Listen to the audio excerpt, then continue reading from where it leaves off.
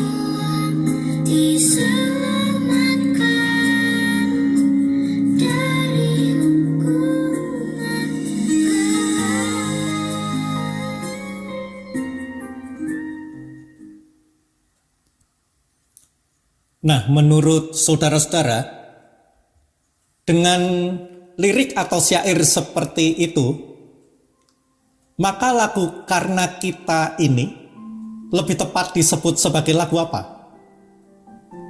Lagu Natal atau Paskah, lebih khusus lagi Jumat Agung. Kalau mau disebut lagu Natal, isinya kok menyinggung-nyinggung penyiksaan, penderitaan, penyaliban di Bukit Kalvari. Tetapi kalau mau dibilang lagu Paskah atau lagu tentang penderitaan Kristus, di awal lagu kok disebut-sebut tentang Natal. Bingung. Sebenarnya kebingungan semacam ini tidak akan terjadi kalau pikiran kita tidak terpilah antara peristiwa Natal dengan Paskah. Seakan-akan itu dua peristiwa yang berdiri sendiri-sendiri.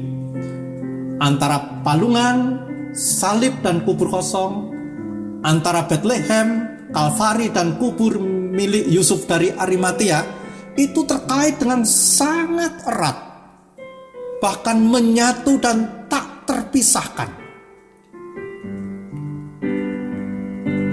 Kesatuan yang erat dan tak terpisahkan inilah yang dilihat oleh Rasul Paulus dan yang dikatakannya di dalam surat Galatia tadi.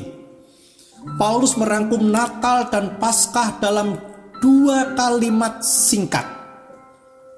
Tetapi setelah genap waktunya, maka Allah mengutus anaknya yang lahir dari seorang perempuan dan takluk kepada hukum Taurat. Ia diutus untuk menebus mereka. Paulus dengan sangat jelas menegaskan bahwa bayi yang lahir di palungan dari perawan Maria di Bethlehem itu adalah anak Allah dan penebus. Bayi yang lahir itu adalah Tuhan dan juru selamat.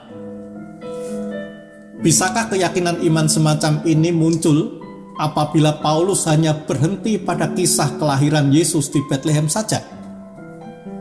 Kalau seperti itu, Natal mungkin tetap akan menjadi sebuah peristiwa indah, namun menjadi tidak istimewa. Maksud saya begini, yang membuat kita menjadi percaya kepada Tuhan Yesus bahwa Ia adalah penebus dan juru selamat kita, apa? Tentu terutama bukan karena peristiwa kelahirannya semata, bukan, melainkan justru lebih karena sepak terjang dan apa yang dilakukan oleh bayi ini kemudian setelah ia menjadi dewasa. Ia mengajar, mencari orang berdosa dan yang tersingkir, banyak melakukan perbuatan ajaib, meneladankan gaya hidup baru, dan terutama perbuatannya memberikan dirinya untuk menyelamatkan manusia yang mewujud dalam kematiannya di Bukit Kalvari, yang kemudian disusul dengan kebangkitannya dari antara orang mati serta kenaikannya ke surga, dan seterusnya. Semua hal ini yang pasti ada di dalam hati dan pikiran Paulus, sehingga ia bisa bersaksi tentang Yesus secara lengkap, yang merangkum peristiwa Natal dan Paskah sekaligus. Jadi, bila kita merayakan Natal, sesungguhnya kita merayakan kelahiran seorang bayi yang 33 tahun kemudian memberikan hidupnya untuk menebus manusia dari dosa dan mengaruniakan keselamatan, sehingga kita yang seharusnya menerima hukuman karena dosa mendapatkan keselamatan. Sebab Kristus telah menyerahkan dirinya untuk menerima hukuman dosa sebagai ganti kita. Semuanya karena kita. Dengan mengingat semua karya Kristus yang lengkap inilah, Natal akan menjadi bermakna bagi kita.